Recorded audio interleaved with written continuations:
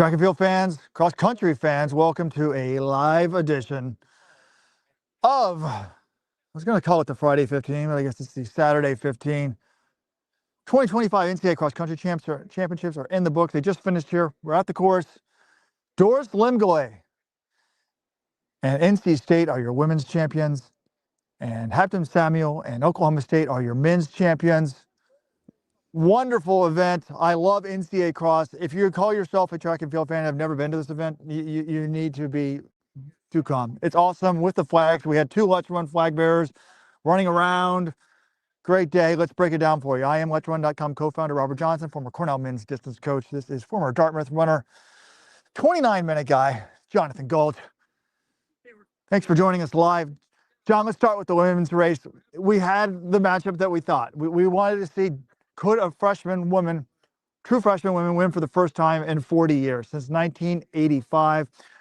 Jane Hennen, she had been demolishing fields. She broke 15 in high school. She ran a 4:23 mile in high school. She seemed to have no flaws, but we knew that Doris Lemngole is a sub-9 steepler, one of the best in the world. Who would win? And the two of them broke the field fairly early. And to be honest, midway through this, I don't do this very often. I like to look at people. I don't do this very often, but today I looked at their faces to see who looked relaxed, who was straining, and I thought, wow, Doris looks really good. I think she's got this. And I was saying this at 3 and 4K. And then in the last K, they were still together at 5K, and then the last K, she put 13 seconds on Jane. Game over, dominant victory, 18:25 on this course record. Jane had the course record coming in at 18:42. Jane actually ran a better race than she did. You know, if you're like, what went wrong with Jane? Jane, she ran 4 seconds today faster than she did on this course earlier in the year, and it's a muddy day today. So I didn't think she did anything wrong. She ran a good race. She just was beaten by a better athlete. Yeah, the one woman we thought coming in who would be able to challenge her was Doris Lemngole, and our question was, what kind of shape is Doris Lemngole in? She said in the press conference yesterday it had been a long season.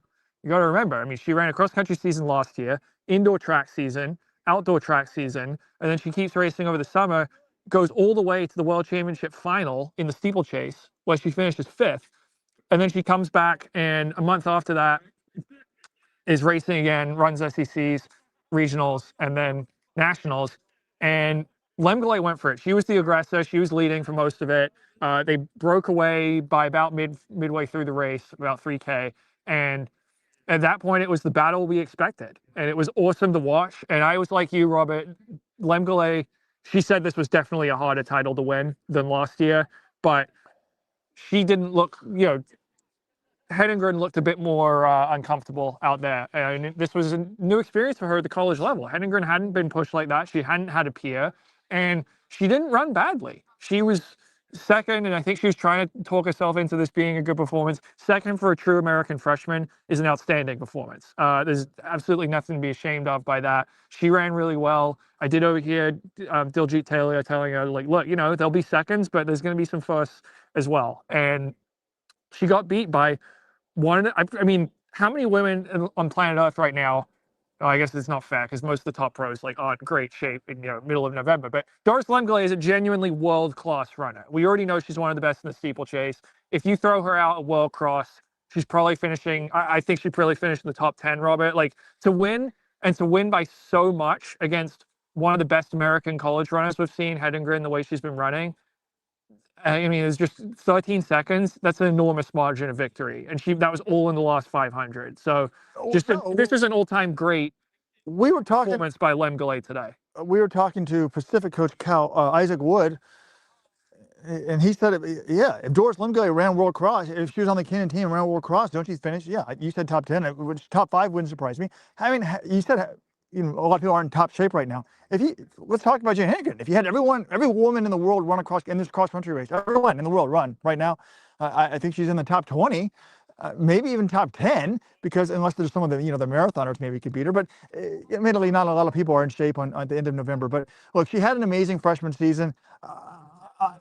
I do have some concerns, like moving forward. Like, okay, it's like, again, it's like what we've joked about earlier in the year. It's like, okay, from now on, if she doesn't win, is it viewed as a failure? Like, that's almost an unfair expectation. So I talked to her father, John, who listens to the podcast afterwards. He's like, yeah, Jane said to me, my legs felt a little sluggish. Maybe I shouldn't have tapered. I think that's just someone thinking that after you lose. She ran faster than she did on a muddy day. So I think, she ran a great race. And it was clear the BYU women, before they came through to talk to the media, were upset. They were consoling each other, hugging each other. But when they came through the media, I was so impressed by their interviews. And they're like, look, we battled a sister. It was a sisterhood. We battled to lose to a great team like NC State. That's an honor. Like, we feel like winners today. They said all of the right things. They really did. And got some cool videos of, it's clear that NC State and BYU, Diljit and Lori Hennes respect each other. I have a video of them hugging and congratulating each other. So 2 class programs, and the reality is somebody has to finish second. And today it was BYU on the team side, and BYU actually individually. And I was just like, it's not fair. Like, Jane Hedengren is second in the country, both team and individually, and that's viewed as like bad. Like, go back to August 1st. Would you ask her like, hey, you can be second NCAAs? I think everybody would have taken it. And I asked Diljit in my interview with her about that. She's like, oh, I wasn't even sure Jane was going to run this year, if you asked me on August 1st. So that's kind of interesting. So amazing season. Slightly disappointing ending, but they ran well and should not be upset about that. Yeah, and team-wise, I mean, Riley Chamberlain had an amazing race for BYU, getting 4th, going 2-4. That's about as good as they could have hoped up front. Obviously, they wanted Jane to win, but the back end, that was the question mark about BYU coming in, and they made up some ground late. I mean, NC State, Angelina Napoleon was really going backwards. She went out quite aggressively. She was the ACC champion. She's a world championship finalist in the steeple as well, but she was bleeding places, and I think she had been a little under the weather this year, and also it has been a very long season. She didn't really back off much after Worlds, so she was really falling apart that last 1K, but BYU just couldn't quite close the gap. Their 4, 5, 6, just weren't really out that hard early, and that cost them. The BYU, NC State, we kind of thought, yeah, the top 4 is probably better. And then Sadie Engelhardt has been running really well for them all season as a true freshman. She's a miler. She was one of the top recruits in the country, one of the fastest American high schoolers ever in the 15. But she's, cross country isn't her forte, but she stepped up for the team. And they got great runs from Grace Hartman and Hannah Gapes up front. So NC State now has 4 titles in 5 years. I think we can definitely call this a dynasty because they've done it with a lot of different personnel from that three-peat from 21 through 23. Yeah, Lori Hennes has built an amazing program. And it was great. People want to know what Caitlin Toohey. I've said this before. This is my big, bold prediction. I think Caitlin Toohey will be the next coach at NC State. She loves to coach. She's always here supporting the team. She was hugging the girls. And you talked about Riley Chamberlain. I mean, a big part of college recruiting, coaching, the most important part, honestly, is recruiting. But there's still room for great coaching. I mean, the job Diljit Taylor did with Riley Chamberlain is phenomenal. Her first year, she doesn't make the team here. Then she finishes 216th. Then she finishes in the 30s last year, and now she's 4th. Like, that is great. And Diljit said to me in the interview, she's like, look, we ran a very good race. She's like, we would have had to knock it out of the park to do any better than that. And, that's still, she's like, NC State, meaning with Napoleon fading in the last K, she's like, they gave us a slight opportunity. But if you look at they basically needed like an A+++ race to win it, and they probably ran like an A or A- race. But if you look at the where did Napoleon end up, John? I mean, at 5K, it's 92 to 140. It's basically game over. Yeah, she went from 19th to 40th over the last 1K. So that was really what opened the door a little bit. But no, I mean, 114, I thought the winning total would be a little lower. I mean, Shalane Flanagan, I talked to her before and after the race, the Oregon coach, they were 3rd. She thought about 100, would be in contention for the win. 100 points would have won it today. So, yeah, NC State, I mean, it wasn't like an A+ day for them, obviously, but they ran close enough to their potential. I mean, they ran close enough to their potential. And I think their ceiling was a bit higher than BYU's. So they were 1-2 in the country. They've won the last, now 6 titles, 4 for BYU, 4 for NC State, 2 for BYU. And I do think NC State will probably keep it rolling because I think all of their women are back. And if you look at it's interesting to see. I was asking Lori, like, hey, do you think these women came because you won in like 21, 22, 23? And she was like, yeah, I mean, it probably helped. And the people who are on the team today, they were being hosted by the women, on their recruiting trips, by the women who won those previous titles. And so I think if they got along and they liked what they saw there, we had the right kind of personalities. She was full of praise for Grace Hartman, who is BYU's top woman today, and NC State's top woman, my bad. And she essentially said, like, she wasn't a Foot Locker finalist. She was number 2. She was 6th. Gates was 5th. But she was saying Hartman was, a decent high school runner, but, she wasn't like one of the very, very top women. But she had this conversation on the phone. She's just like, I don't know, she sounds like she's a team leader. She said she was in charge of leading like the freshman boys on her high school team on some of this, like one of these trips they went on. And for her, she just liked the leadership. And Hartman was a freshman on NC State's last title team in 2023. Now she's been counted on to lead the way. And she did that, even fell apart a little bit at ACCs, but bounced back and ran much better here today. So, yeah, basically, she's like, yeah, we got some talent, but we've also got the right personalities and team culture. And I think that's something you hear from both Lori Hennis and Diljeet Taylor. You need that mix. All right. Rounding out the podium, it was NC State, BYU, Oregon, New Mexico were all on the podium. Florida, West Virginia, Stanford, Notre Dame, and Northern Arizona, North Carolina, rounding out your top 10. I guess we'll do some analysis of like who was the highest team that wasn't ranked in the preseason and stuff like that later.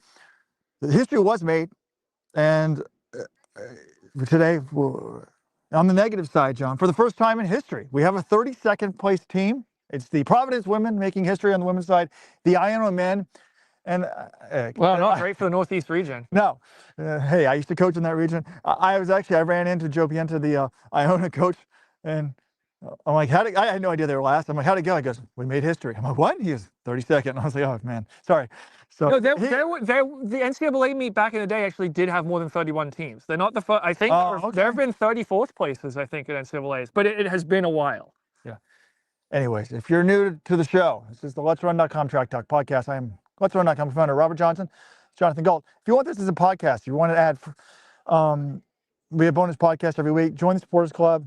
QR code is up in the corner, or go to Let'sRun.com/subscribe. If you want one of these sweet T-shirts, Let's Run. Go to shop.Let'sRun.com, shop.Let'sRun.com. We had 2 flag bearers. It was great. We had a great meetup last night. We'll talk about that on the regular podcast on Tuesday.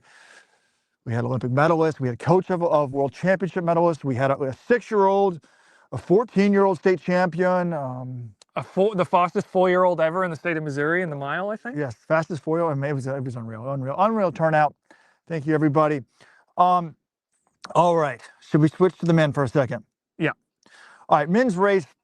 What struck me about this was, well, we got what we wanted. I wanted 5 years in a row. We've had an American of some sorts. If you count Charles Hicks as an American, he's going to soon be representing America. He's been an American citizen since his birth, but he was technically representing Great Britain when he won. But I wanted a 6th straight American winner, and Rocky Hansen, the youngest U.S. guy to ever break 13:10 in the 5,000, been dominating the competition and won ACCs.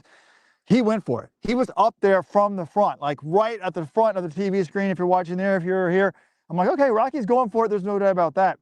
And in the end, though, Habtom Samuel, kind of like the women's race, just ended up being the class of the field. Like, 5K, even probably as late as like 7K, like they're starting that last loop, right? Oh, no, 8K. 8K, there was still a big group, and 8.3K, look at the screen. Oklahoma State is running 1, 2, 3 at that point. I'm like, holy crap, look at the Cowboys go. And I look down to check my phone, check the scoring. I look back up. Suddenly, Samuel's already got about 10 meters in every run. He just dropped it. It was about a mile to go. He just drops the hammer. And the interesting thing about that was he'd kind of been lurking. It's not like he was right on the shoulder of the leaders. He'd been, a few steps behind them. That was essentially his idea, was like, look, I'm just going to relax, whatever. I'm not going to be up there pushing it. And then when it's time to go, I'm not going to wait till the last 200 or 400. I'm just going to go kick. And it worked perfectly, because I did talk to Rocky Hansen as well. And he was saying, I kind of forgot about Habtom for a while. Like, I was up at the front and I was just thinking, okay, I was surprised that there were so many guys up there, but Rocky did not want to make a big move. He was just like, look, I'm just going to follow whoever goes, and I want to make the last move. So I think he was basically planning on kicking his way to the win if he could. And what ended up happening is Habtom Samuel's move was just so aggressive and so violent that Rocky immediately found himself gapped. He did try to counter it, and there were a few times like I thought, oh, he's closing the gap a little bit. You could tell Habtom looked back with about 1.1K to go over his shoulder. I'm like, that's not good if he's looking back and he's only 500 meters into making this move. He's still got a long way to go, but whenever that gap looked to be shrinking a little bit, Habtom would kind of push on the gas again. And, you know, Rocky Hansen did eventually break away from that pack, tried to chase him down, couldn't quite get there. So he ran, again, he ran a great race for second. He got to get second to a guy who was medaled at World Juniors, who was a 26:51 10K guy. You know, no shame in that. Rocky Hansen ran great, but Habtom Samuel, Grand Blanks was out of the way. It was his, you know, he took over and he deserved champion. No shame at all. I mean, we got to remember what Hap Samuel did last week. I mean, last year, second with one shoe from half the race. Like, that is a remarkable performance. He might have beaten, this could really very easily could have been Habtom Samuel's second NCAA title. He might have beaten Graham last year if he didn't lose the show. And I was like, yeah, you're right, John. At 8K in the race, there's 29 or 30 guys within 3 seconds of the lead. That just shows you how deep the NCAA is, how talented the NCAA is. And well, and the pace wasn't crazy fast. I mean, I guess they did end up winning what in 28:33, but these guys could have got, like, this was not like a hammer it from the gun race. It was a very large pack for quite a long way. And you know, I was at one point, you know, I was talking about Rocky was up there. I used to say, oh, you want to be near the front, but sort of hidden, you know, like a lot of coaches say that, but Rocky was not hidden. So I was like, oh, is he putting too much pressure on himself? But they were slow, so it doesn't matter if you're up there. You know, look, it's a great race. And the difference is, it's just, like, I hope that, like, you know, I actually saw Rocky come out of the mix zone and sort of, like John Hayes was there, the coach from Wake, they were 12th. John, I tried to get an interview with John. He was upset because I was a tough year for the team. 12th place. Like, dude, that's not bad. You know, he wants to be on the podium and stuff like that. So, but Rocky kind of came out and was like, you know, like that, like, what can you do? But I want Jane to be happy. Like there's excitement, there's building. He can, you know, win this thing next year. And I hope Jane's like, yeah, I can win next year, instead of like, oh, it's disappointing that I lost this year. Well, Robert, have you heard the breaking news about Rocky Hansen? Is he doing World Cross Country? He is planning on running the U.S. Cross Country Championships in 3 weeks. He did say, you know, I kind of got to confirm it with coach, and he wasn't sure he's going to do it at the start, but then he's like thinking about it more and more. He's like, oh, no, I think I'd really like to do this. And I think he'll make the team. You got second in NCAA Cross. You know, he acknowledged, like, yeah, these pros, it's their full-time job to train, and I'm still a student. But at the same time, like, he's clearly in phenomenal shape right now. So I think he'll probably make the team if he goes out for it. And, you know, he's like, yeah, if I miss indoor track, like, that might happen. But I'm just thinking, look, this is a once-in-a-lifetime opportunity to run U.S. Cross on the home soil. And Rocky's had some injury problems, and I think the indoor track is where you get injured. It's not an outdoor track. So this is smart. We can make the Rocky sheet. You have to have a shirt that would be the classic Let's Run shirt, because I like to have, I could have a rock and then an E, or I could have like the Rocky silhouette and then Hansen on the shirt. So we need to make a shirt for this guy. So congrats to him. And then the team battle was pretty fascinating. I don't know how much, again, I wasn't watching the broadcast, but Oklahoma State, I mean, Dave Smith kind of thought, like, I heard him say that he told the kids, like, look, you guys are great runners. I mean, they dominated this meet 2 years ago. Last year they were way off, but he's like, you guys know how to race. So if it goes super hard, you don't want to go out super hard in the first K. People were expecting it to be fast because, you know, New Mexico and said this to do this, and instead it didn't go out super hard. And he's like, I was a little bit worried at 1K, but by 2K, they had already figured it out and it had moved up. So, you know, at 1K, Oklahoma State was in 7th place, 252 points. But by 2K, they're up to, you know, under 200. And then by, you know, 3K, they're right there in 2nd place, 138. And, you know, as John said, later in the race, you've got them basically going 1, 2, 3. So I'm like, wow, their top 3 is doing so well. It looks like they had this in the bag. But, you know, if 5K, so they first went into the lead at 5K. They had 99 points. New Mexico 128, Iowa State 177. And then they just kept lowering their score, 82, 72. But then Iowa State was moving up. But then what happened behind the scenes was one of the Oklahoma State runners really started to fade. and that was LeBron Kipkemboy. I mean, this is kind of how he has raced the last few years. He's a miler. He gets excited in these cross-country races. He's feeling good. He'll go out aggressively. It's a 10K race, and it came back. You know, he was really staggering across the finish line. He finished, what, 182nd, and he was 33rd at 7K. And then he finished 182nd. Yeah, so he's running. He's running as like their number 4, number 5, and and 27th at 6K, 33 at 7K, and then really sort of. But you could see between 7 and 8K goes to 46. He realized he's starting to fade, and the good news was so between 7 and 8K he starts to fade. I'm gonna actually look at the team score. So, but then Ryan Shoppy, who has anchored their team in the DMR, split a 352 one year to win the DMR title. He's in the back, but he was in the 80s. And then Dave Smith's like, dude, we're counting on you. We need you to move up. And then he passes like 50 people and finishes. He was like 34th, I think, at the finish. Yeah, essentially Dave Smith said he was kind of an insurance policy. He's like, all right, he's my 6th guy, break glass in case of emergency. And then when he saw Kipkemboy was fading, he's like, all right, you got to go. And he saved that bacon, and he'll be the hero. Obviously, going with a 5, 6, 7 or 4, 5, 6 with Masao. I mean, they're front runners. These are the guys who now have between them 3 top 12 finishes each at NCAA Cross. Masao, and Kipkemboy were 4, 5, 6 today, and they also were. All of them were part of the 2023 title team.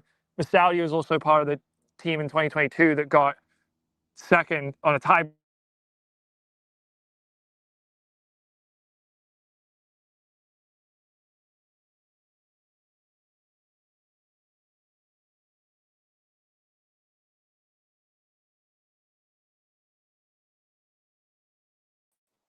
All right, sorry. I think hopefully you heard what I was saying, but what we love about this meet, all 5 guys matter. Shoppy has to save them, but it's crazy. He was in 75th place at 7K, and he finished up 34th. And I have an interview up with Shoppy. Is it Shoppy? Yeah. Up on YouTube, and he's like, look, I'm more of a miler. He's like, 10K was hard for me to figure out for a long time, and I would get too excited. I guess kind of like the guy who actually front who was getting too excited. And he's like, it's just taking me a while to realize it. And I just basically have to sort of wait. He said I kind of have to wait until like 7K to go. So it was an interesting interview because it's just I bet he moved up by far the most of anyone. So, if you knew like, oh, one of these guys is going to go way back. I actually saw it in both races where one of the top, it looks pretty good. They got some low sticks, and then, oh my gosh, they're going to fade. That can be kind of nerve wracking. So congrats to them. Iowa State ended up, they were nationally ranked 2nd. They ended up 3rd. They had another fall this year, the same guy that fell last year. Well, they had multiple fallers. They had at least 2. So Sanele Masondo fell very early in the race and got absolutely buried. I think he was down to about 200. Where was he? It was 29th at 3K, and he fell down 175. 175th. And then he rallied back all the way up to 68th at 9K, but then he ended up in 86th place. So Masondo, this is a guy who's probably on his best day, could finish in the top 20, but he was just, when you're that far back, it is really hard. You lose that much ground. He just fell at a bad portion of the race. In addition, though, Robin Berra fell for them. He popped up early, but he did all right. And I believe Joash Rudo also fell. Joash Rudo is the guy who fell last year, and I think they definitely had a faller later in the race beyond that point, because I remember seeing it on the video screen. So they had at least 2, maybe 3 guys go down. Now, Jeremy Sudbury did admit after the race, he said, look, we weren't beating 59 points. Like Oklahoma State, 57. They did the same, 57. That's what they scored, yeah. That's what, so he's like, OSU, they did this at Big 12s, they did it again today. Like, they just were much better than we were. But I think they could have gone there for 2nd, and Jeremy was saying, I think, somewhere around 70 or in the low 70s, he was thinking they could have done, and without those falls, maybe they can. So he was like, I don't know if we need to work on hip mobility or if it's just a bad break, but to have multiple guys fall down in a national championship, I think it's mostly just bad luck. People are asking for Roger to comment about the course cutting. I didn't see the TV. I didn't see anyone course. No one cut the course in front of me. only person cutting the course was me. They're like, "Where's your pay? You have a special coaching pass to be on one side of the course," and I I saw it happen right in front of me. I mean, they had hay bales that were on the infield, and people were just running right over this. And Where? Oh, like right here, Robert. I mean, not right here, but they had some over around that corner. No, it definitely happened. It was widespread. There was not just one or two guys, and I think, yeah, it's something I guess we would need to ask the NCAA about. Like, but I think when it's that widespread and that many guys doing it, do you just DQ all of them? You're just going to totally throw off the whole What do you result mean? of the meet? Like, I don't. How are they supposed to know they're not supposed to go over the hay bale? It's not like a steeple barrier pit. Well, the entire course has two white lines, and you're supposed to run between those lines. Otherwise, you're cutting the course. So perhaps it wasn't explained properly, but that is how you're supposed to run at NCAA. You're supposed to stay between the lines. Then DQ them. But I remember actually in high school cross country when people would cut the course, I'm like, well, they're cutting it in front of me. If I don't cut it, then I'm at a disadvantage. So I'll have to see the replay to see how widespread it was. People are going crazy about this. The controversy behind the controversy. I'll break it down with a telestrator in the days to come. Yeah, So, well, I don't know. I mean, all right, let's talk about another thing. This was the year we've actually had, there's been, I wish I didn't have the guts to talk to Ed Eystone about his controversial comments, but people are like, oh, look, there's a lot more foreigners in the NCAA. It seems like we'll try to run the numbers. But ironically, we've getting, with NIL and Scholar Book and these services, we've been getting more, it seems like more Kenyans recently. But the Americans have been winning on the men's side, but they didn't win today. But today, there was a foreign domination up front. I think there was only 3. there are 5 Americans in the top 30 on the men's side, which has got to be. I have the numbers going back of the top 10, top 20, top 40. We'll have those in one of the articles, but this was definitely one of the more international heavy fronts of the men's race we've ever seen.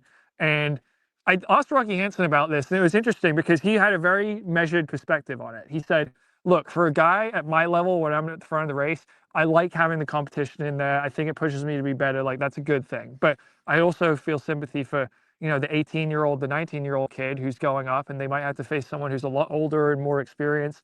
And that's a difficult spot to be in. So he's like, I don't think it's a perfect system.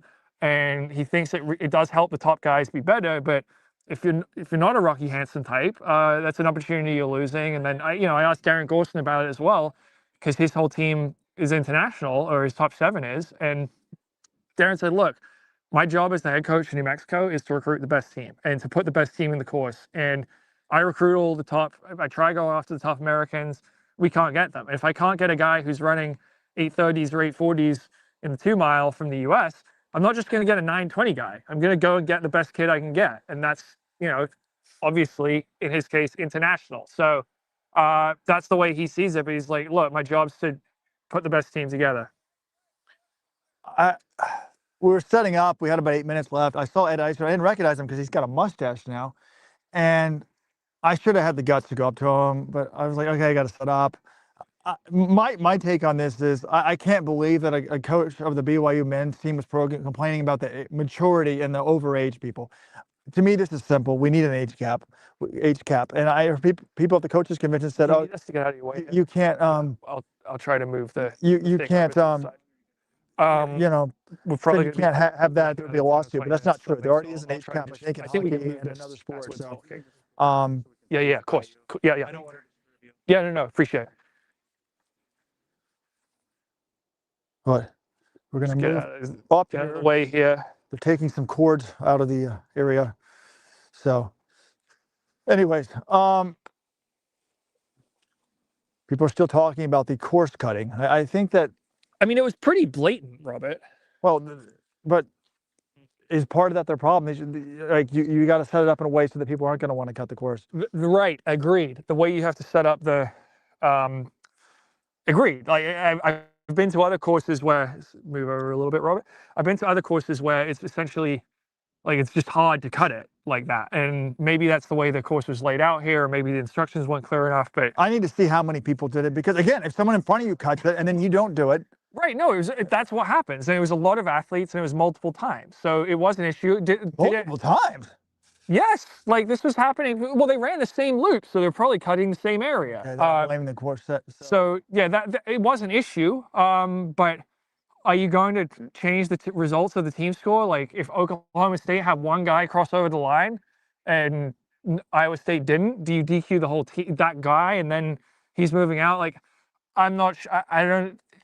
if it's a ton of guys doing it, I just don't think you can DQ like 50 guys. So I'd have to look at the video and see exactly how widespread it is. I'm getting text messages. Rojo, is that your thread on the message board about only 5 Americans in the top 30? No, I've not been on the message board. I only was told this recently. So, anyways, let's talk about some other things. How about a shout out? The top 3 teams go 1, 2, 3. Number 1, Oklahoma State was first. Number 3, Mexico second. Number 2, Iowa State was third. How about shout out to the Big Orange? The Orange Men of Syracuse, they're fourth. They're the first team that's predominantly American. They have 4 of their top 7 were Americans. Coach Brian Bell, I've known him for a long time. I was at Cornell when they showed up, he and Chris Fox, and I was like, I just don't see, how are you going to build a team there? Like, who's going to go there over Georgetown? And he never let me forget it. He said, oh, we beat Georgetown again today. So they ran a very good meet. They narrowly lost ACCs to Virginia, but they were thrilled to be back on the podium here. And I talked to the associate head coach, and she's like, look, we have a great culture here.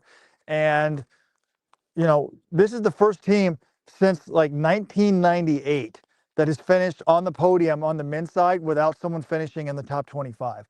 Their first finisher was like in the 27, Syracuse. So normally you do need a low stick to finish, but shout out to Syracuse. I mean, just look at it. They were 27th, 32nd, 39th, 54th, and 60th. Actually, 6th man was 83rd, so they had this third best 6th man in the field, and then their 7th was 131. So, you know, they just don't have they don't have the Justin Knight up front, the really low sticks, but they ran a great race. We're the top non-African dominated team in 4th. Oregon is 5th. Jerry Schumacher's got them doing pretty well. Alabama 6th. UVA, the ACC champions, behind Gary Martin. I thought, you know, Gary Martin you know, is he a 1,500 meter guy? Is he a mile guy? Cross country was never his thing, like in high school, you know, and he was up there contending and finished 7th. Excellent run for him. NAU, first time we haven't seen Mike Smith at the NCAAs. I didn't even see him at the meet, did you? No. I wonder what he's thinking. They were 8th. Eastern Kentucky, probably the surprise of the day in terms of the national rankings. They were ranked 20th. They finished 9th. And then Colorado, they came in ranked 7th, finished 10th. And then Ed Eyestone, with his controversial comments, finishes 11th, ranked BYU. Speaking of coaches, can we talk about Dave Smith was in the hospital for essentially a week? Yeah, he was in the hospital, I think got out on Sunday, and he had been in there for several days, and he collapsed a lung less than 2 weeks before the biggest meet of the year. He eventually tries to, you know, the first few days, he had a collapsed lung for multiple days, and it got so bad, they said, okay, you got to go to the hospital. They then transferred him to a different hospital, and they said, well, there are 2 things. We can have surgery, but if you have surgery, like, you're not going to be able to travel for a few weeks. He's like, no, I got to be in Columbia, Missouri on Saturday. There's no way that's going to happen. So they said, all right, they put off surgery. It is reinflated. He wasn't allowed to fly, so they had to drive 6 hours from Stillwater to Columbia. He was in his hospital bed for the regional meet. He wasn't at regionals last week, but essentially he's like, look, there's no way I'm going to miss this meet. I'm going to be there. And fortunately, he's doing well. He's not going to require a surgery, so hopefully it doesn't reoccur. But really, like, crazy trying to coach a team to a national title, and you're preparing from your bed, and they're telling you to rest up. Just pretty wild that he was out here, but it was good to see him on the course, and now he's got 5 NCAA titles, ties him with Mike Smith, the other Smith. So trying to think how many coaches are ahead of him at this point, Robert. I haven't run the numbers, but he's got to be pretty high up the list now. Yeah, but they had such a great top 3. I mean, like, imagine if they had won last year. You know, those guys were dominant. Great run for them. And, you know, yeah, it's crazy. He was in the hospital, and now they're the champions. And, you know, yesterday at the press conference, he's like, oh, this is the worst 24 hours. I get so nervous. And he was talking today. He's like, I'd really try to stay away from the team. Like, I'll go for walks. I'll just try to stay from them so they don't sense my nervous energy. So, yeah, it's a hard meet to get right. Like, Oklahoma State had the most talented team last year too, and they got 8th. And he thought that people kind of forgot about how good they were. They forgot that they had 3 guys who've been in the top 12 twice. When Iowa State got the #1 ranking, then everyone remembered it after the Big 12 championships, where they kicked ass. But like that shows you it is hard to get right on the day. Even if you have the team, you got to make sure everything happens right. And I mean, if Kemboy blows up and Shoppy doesn't come and save them, New Mexico wins this race, right? I mean, they won by 25 points, and Shoppy, I believe, picked up about 21. So maybe they would have won narrowly. Lost 1K. I think he passed 21 guys. But if you go back a little further than that, I just want to see the exact numbers. So Ryan Shoppy was in 75th place at 7K. So if he stays there, they get beat. But he passed 41 guys over the last 3K of the race, and that won them the race. But that's the difference. It's fine margins. If you don't have that guy come in and save you, they get beaten. And Iowa State, Iowa State, I don't think anyone was going to beat Oklahoma State's 57 points today. But there are parts where Oklahoma State scores 84 and New Mexico sneaks in there and wins it. So you got to catch some breaks at this NCAA meet, but the top three, it's just such an advantage to have 3 guys in the top 10 like that. It's very rare you're going to lose with 3 in the top 10. All right, can we talk about perhaps the most under noticed performance of the day? If you're in the chat, guess who it is? We said there was only five Americans in the top 30, you said, John? Yeah. The third American today. Anyone know his name? Colin Sahlman of NAU.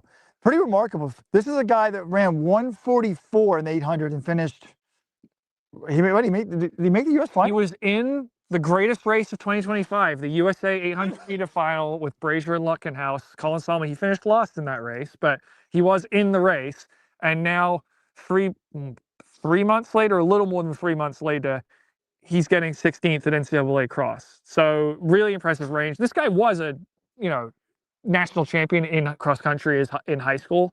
So he has always had some pretty good range, but he's extended it in both directions. It used to be he could do like mile 5K. Now it's like, okay, he's a great 800 guy and he can run some pretty good 10K cross. So very impressive run for him. I thought you were going to give a shout out to Tavon Kitchen because he was the top American freshman. And I know that everyone complains about BYU. Oh, all the guys are old. And I actually don't know. Did we talk to Tavon? Is he going on a mission? Because this reminds me of Casey Klinger as a true freshman, ran really well at the NCAA meet, and then immediately went on a 2-year mission. I'm curious if Kitchen's going to do the same thing, but he was 32nd, I believe, which was the top American freshman in the field. I can't believe Sahlman's already a senior.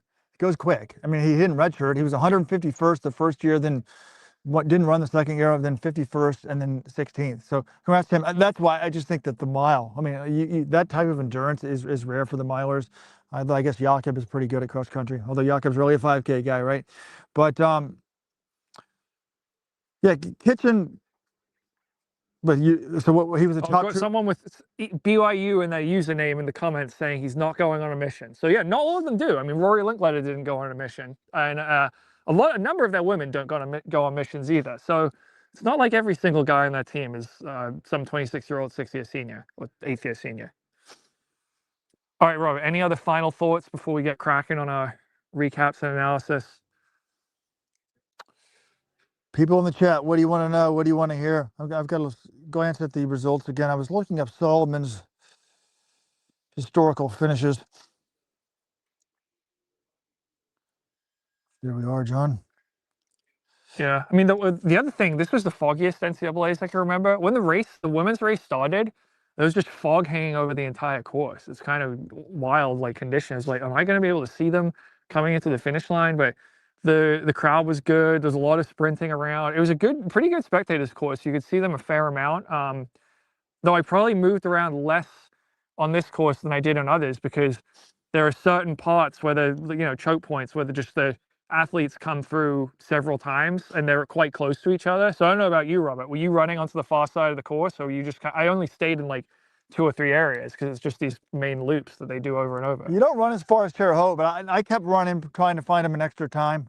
I'm trying to think. I saw them 1, 2, 3 times a loop on the 3K. At least 3, maybe 4. Can't remember. So I probably saw them like 8 or 10 times. Yeah. Anyways, I enjoyed Columbia. I thought it was a great course. Great. Well, apart from the athletes running off it, maybe I think they would be great to host again. It's a good college town, good spot to host a meet. Just maybe, erect some more fences or have a little bit more patrolling of those areas where you can cut it. Well, there shouldn't be cutting.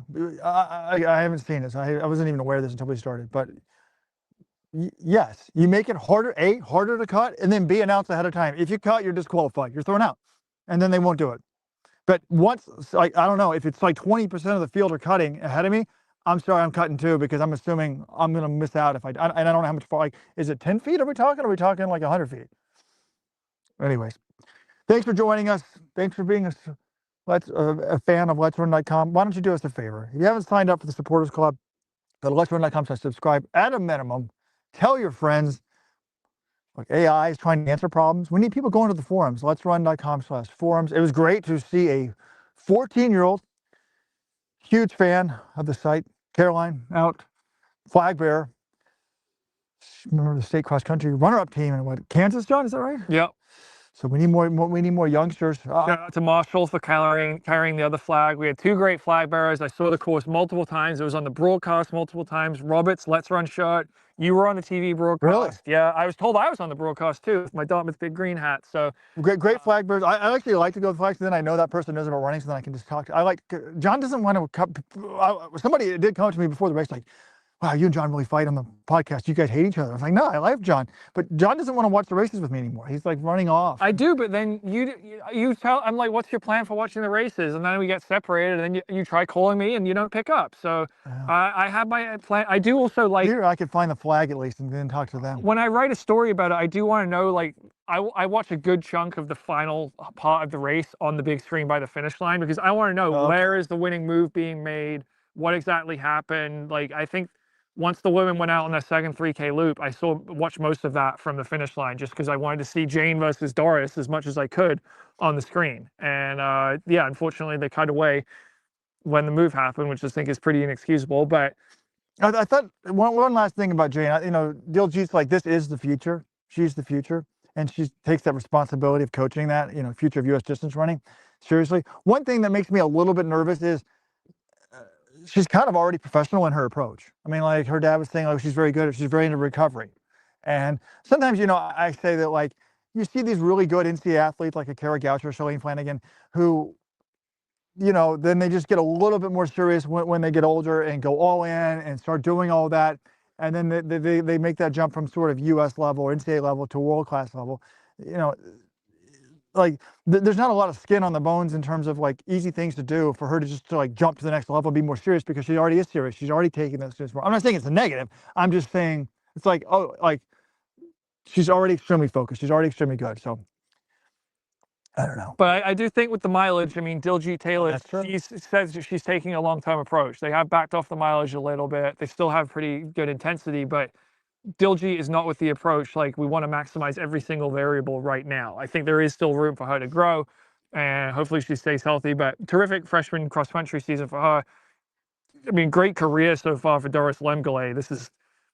She won 2 in the steeple, 1 in the track, and 2 in cross-country. So 5 NCAA championships now for Lemngole. Just, really building her resume as one of the greats we've ever seen in the NCAA. And let's, if we're going to talk about buying talent and mature talent, that's not her. She wasn't overaged, right? No, she's 23 years old. She turns 24 in February. And the coach helped me out with his name. Nick Stenoff. He's done a good job of developing her and saying, like, okay, do you want to be like NCAA good or world-class good? And that 8:59 was spectacular, and it helped Napoleon move to the next level too. So it'll be interesting. I'm for the age cap, but I think some of this stuff is a little bit over the top. We obviously don't want this to be, you could also have a limit to how many foreigners you want to have on a team or in your top 7. That would be interesting. Lots of options, lots of times to discuss. Thank you for joining us. Read the homepage, click on the links, join the Sports Club. Bye-bye.